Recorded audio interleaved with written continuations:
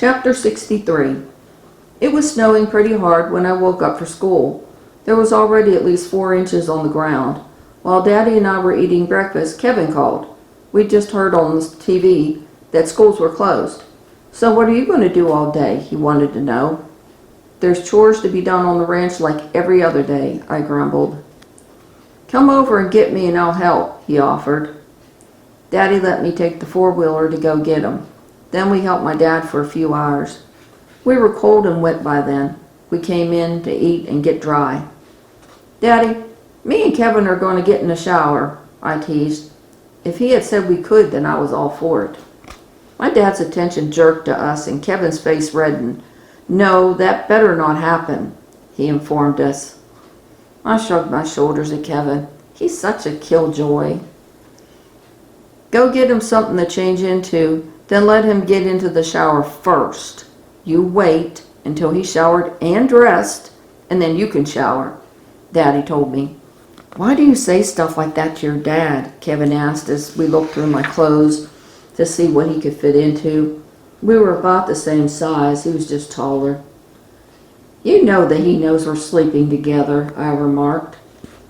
"Did you say something to him? It was an accident that we slept together a time or two. We're both going steady with other people," he reminded me. "Daddy seems to know a lot without me saying anything," I informed him. "And I'm horny right now. He never said we couldn't have a quickie before getting into the shower or immediately after getting out of the shower." We were seeing other people, but just thinking about how good Kevin was in bed got me instantly hot. It apparently got him hot too, because all of a sudden our jeans were off and we were screwing in the closet. "He's going to catch us," Kevin worried. "Nah, he won't come up here. He knows I don't listen and he ain't about to walk in on us." I breathed as the thought of that easily brought me to orgasm.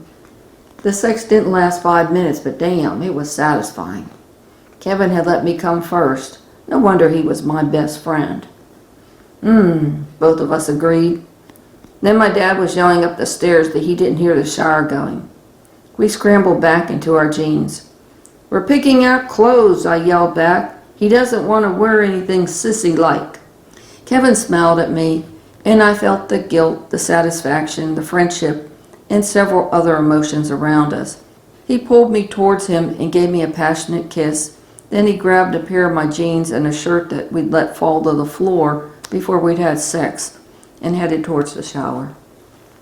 "I'm headed to the shower, Dad," he yelled towards the door. I smiled after him.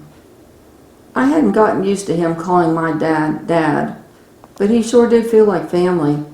And the sex, I didn't feel guilty one bit for the great orgasm he'd given me. It would have been a great day to stay in a warm bed and have sex all day. Oddly, when Christmas Day rolled around, Kevin was with us at Bob and Nancy's house. He gave some lame excuse why he wasn't with his parents or his girlfriend. Daddy was just as happy to have him with us. Bob's oldest son and his family were visiting too. We opened gifts. Bob and Nancy had gone overboard, as usual with me. They got me 2 pair of jeans, some shirts, a pair of shoes, and a poster of the Rolling Stones. There were even 2 presents for Kevin. They'd given him a dark blue hoodie with some design on it and some socks. I had to give them credit as they always bought things that I liked, and they had made Kevin feel included. And Nancy took pictures so we'd have memories to look at down the road. My dad gave Kevin our gift, which was a sweatshirt with a cool design on it. Yeah, I'd kind of not gotten any of them anything, so Daddy had. Kevin and I had gone in on a pair of boots that my dad had wanted. I'd not had anything to do with the buying of the boots. I just gave Kevin some money. That was the ticket. Later, he went to visit his girlfriend while I went to visit Cole. Cole had got me a necklace. He was angry that I hadn't bought him anything. I gave him sex, but he still felt shortchanged. All I felt was angry because he was so selfish in bed. I would rather have had the orgasm than the necklace.